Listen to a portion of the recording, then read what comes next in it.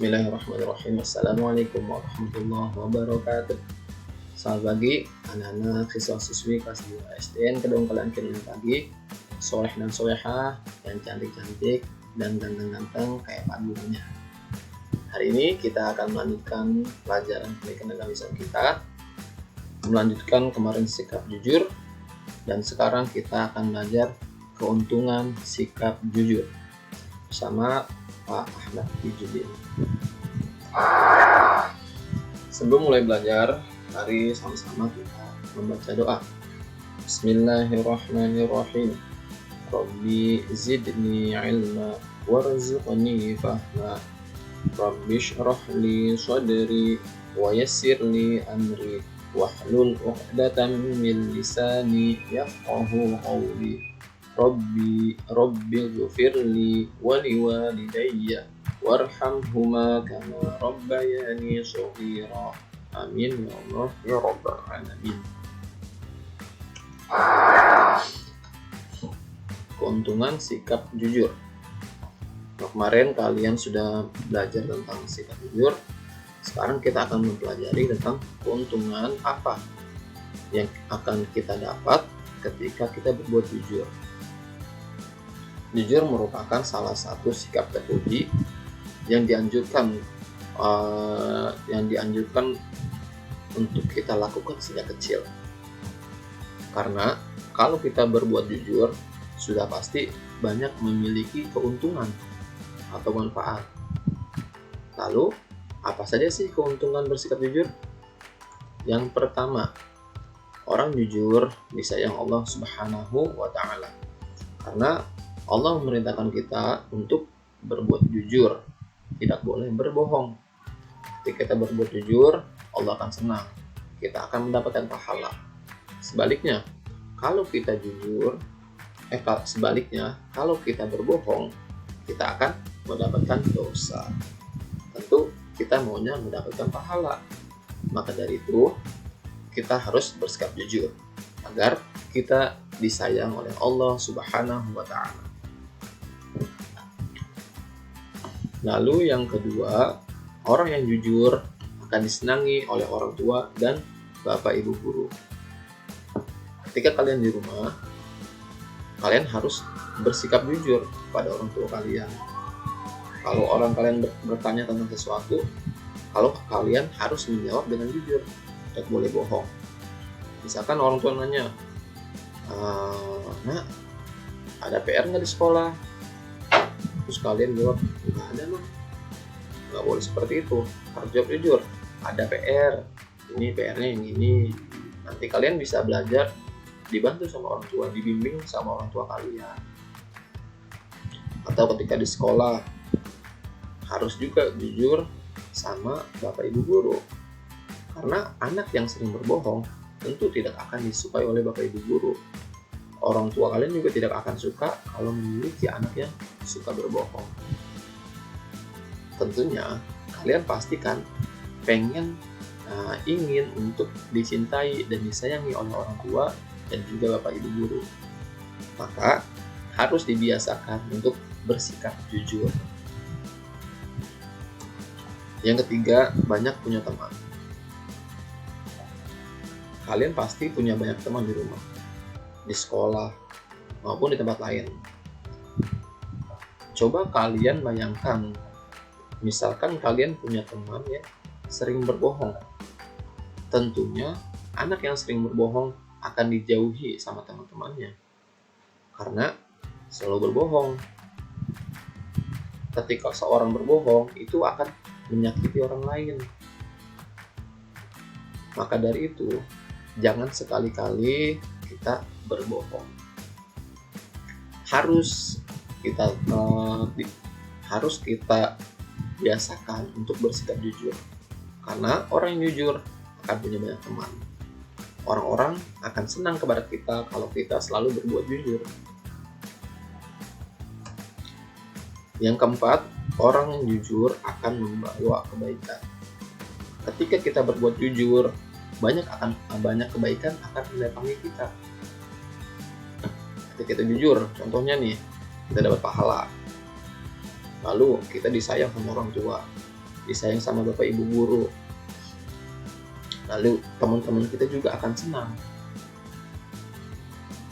Lalu juga kalau kita jujur, orang-orang akan percaya kepada kita. Kalau orang sudah percaya sama kita, orang-orang akan senang. Tentunya kita juga akan senang kalau orang-orang pada senang.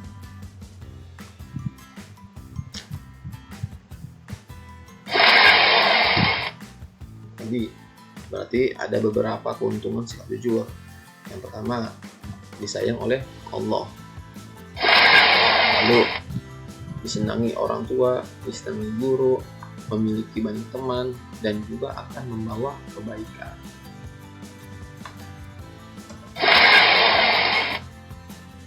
Misalnya, ini cerita tentang anak yang jujur. Apabila ada anak yang kehilangan barang yang dicintainya, lalu ia mengumumkan kepada teman-temannya, ternyata bahwa barang yang hilang itu diamankan oleh salah seorang teman yang kemudian mengambilnya dan berkata, "Wahai kawan, ini barangmu yang kau cari, lain kali hati-hati." Contohnya seperti ini.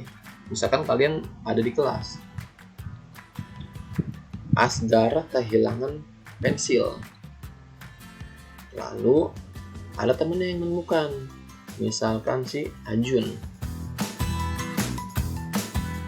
Tadi kan Asgar masih hilang, dia ngumumin ke teman-temannya, "Teman-teman, ada yang ngeliat pensil aku nggak? Pensil aku hilang." Terus si Ajun kan tadi nemuin. Akhirnya Ajun nyamperin si Asgara. "Asgara, tadi nih aku nemuin pensil kamu." Dibalikin lah ke Asgara. Kata si Ajun, "Lain kali kamu hati-hati ya kalau naruh pensil, jangan sampai hilang lagi." Apa yang akan dirasakan si Asgara tadi ketika barangnya ketemu? Pasti hatinya akan senang. Teman-teman yang lain juga senang kepada orang yang menemukan dan mengembalikan barang kepada pemiliknya. Karena tadi si Ajun udah ngembaliin barang, udah ngembaliin pensilnya si Asgar yang hilang, nah teman-teman si Ajun pasti akan senang kepada Ajun. Kenapa?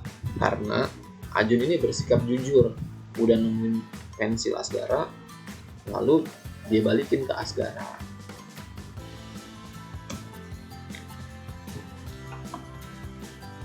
Tapi ada cerita kebalikannya. Sebaliknya, di kisah yang lain, bagaimana kalau ada seseorang menemukan barang berharga milik orang lain, lalu dia diam saja dan menyembunyikannya. Sifat orang seperti itu tidak mulia.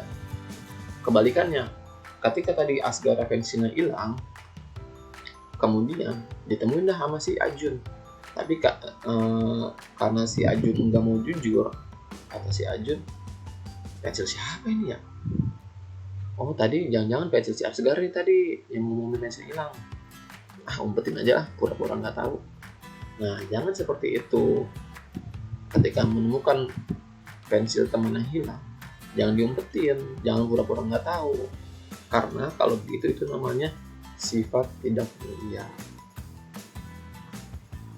Pastinya kalau kita umpetin yang tadi pensil hilang, pasti akan sedih karena pensilnya nggak ketemu. Dan juga yang menemukan tapi tidak mengaku atau tidak mengembalikan, itu bersikap tidak mulia, itu tidak baik. Sikapku, setelah kalian mengetahui beberapa keuntungan dari bersikap jujur, maka sikapku yang pertama, dimanapun dan kapanpun aku harus bersikap jujur. Mau kalian di rumah, lagi di masjid, di sekolah, di tempat main, ataupun lagi siang-siang, atau ketika kalian lagi jajan di warung, atau kapanpun, aku harus bersikap jujur. Yang kedua, aku tidak boleh berbohong. Karena kalau orang berbohong, tapi dosa. Terus apalagi tidak disukai teman-teman. Dan juga akan sekali kita berbohong, maka kita akan selalu terus-terusan berbohong. Yang ketiga, jika aku berbuat salah, aku akan meminta maaf dan berkata jujur. Jadi ketika kalian misalkan berbuat salah kepada teman, atau kepada orang tua kalian, atau kepada kakak kalian, harus segera meminta maaf dan berkata jujur.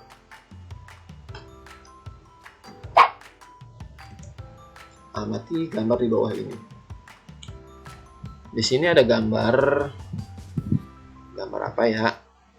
Ada yang tahu sedang ngapain ini gambar ini? Ya, di gambar tersebut ada anak-anak yang sedang melakukan ujian atau lagi melaksanakan tugas.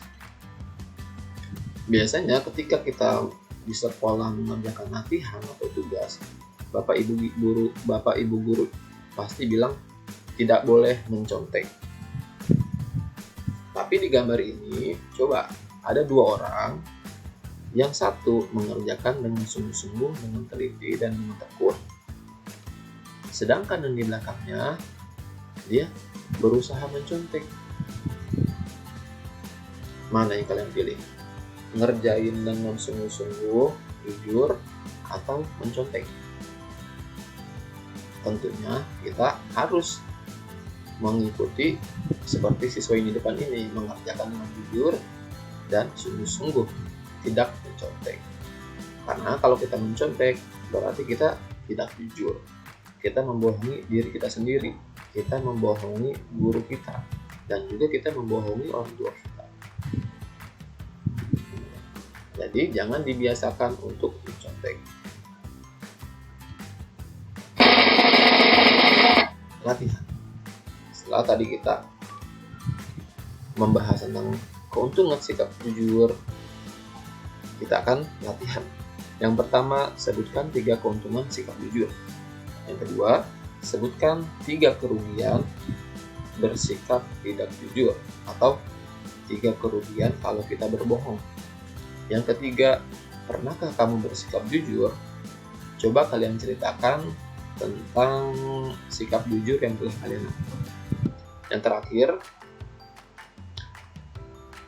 pembiasaan sholat 5 waktu. Jadi kan sehari semalam ada 5 kali sholat. Silakan kalian foto salah satu dari sholat yang kalian lakukan. Lalu kirim tugasnya ke WhatsApp Pagi. Sekian pelajaran kita hari ini. Kurang lebihnya Bapak mohon maaf. Wabillahi taufiq wal hidayah. Wassalamualaikum warahmatullahi wabarakatuh.